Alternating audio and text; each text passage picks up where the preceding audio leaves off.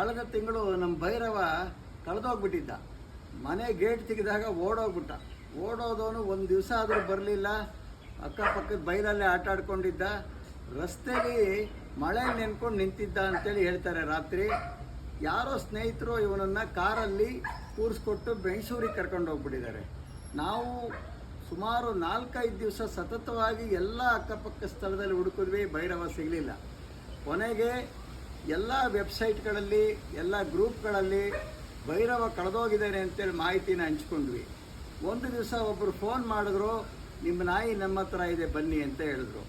ಅವರು ಇವನು ಮಳೆಯಲ್ಲಿ ನೆಂದು ಹುಷಾರಿಲ್ದಲೇ ರಸ್ತೆ ಬದಿಯಲ್ಲಿ ನಿಂತಾಗ ಬೇರೆ ಯಾರೋ ಕಾರಿಗೆ ಕೊಟ್ಟರು. ಸರ್, ಒಳ್ಳೆ ನಾಯಿ ಅಂತೇಳಿ ನಾವು ತಗೊಂಡೋದ್ವಿ. ಇವನಿಗೆ ಜ್ವರ ಬಂದಿತ್ತು ಅಂತೇಳಿ ಇವನ ಹತ್ರ ಡಾಕ್ಟ್ರ್ ಹತ್ರ ಕರ್ಕೊಂಡು ಹೋದಾಗ ಅವರಿಗೆ ಹೊಸ ವ್ಯಕ್ತಿಗೆ ಇವನ ಹೆಸರು ಗೊತ್ತಿರಲಿಲ್ಲ.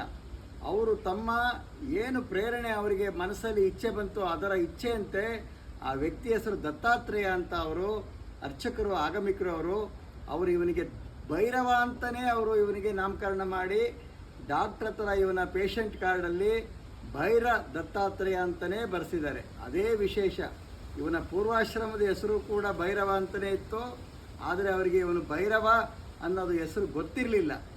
ಆದರೆ ಅವ್ರಿಗೆ ಯಾವುದೋ ಒಂದು ಅನೈಚ್ಛಿಕವಾದಂಥ ಪ್ರೇರಣೆಯಿಂದನೇ ಅವರು ಭೈರವ ದತ್ತಾತ್ರೇಯ ಅಂತೇಳಿ ಹೆಸರಿಟ್ಟಿದ್ದಾರೆ.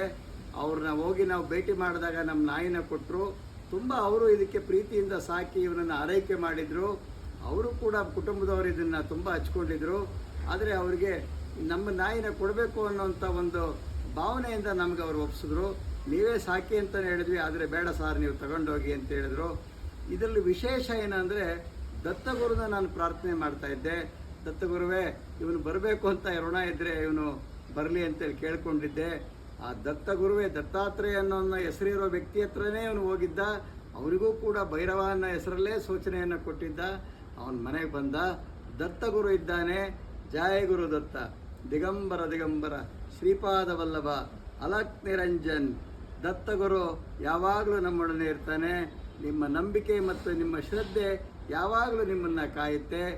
ಧರ್ಮೋ ರಕ್ಷತಿ ರಕ್ಷಿತಃ ಧರ್ಮಃ.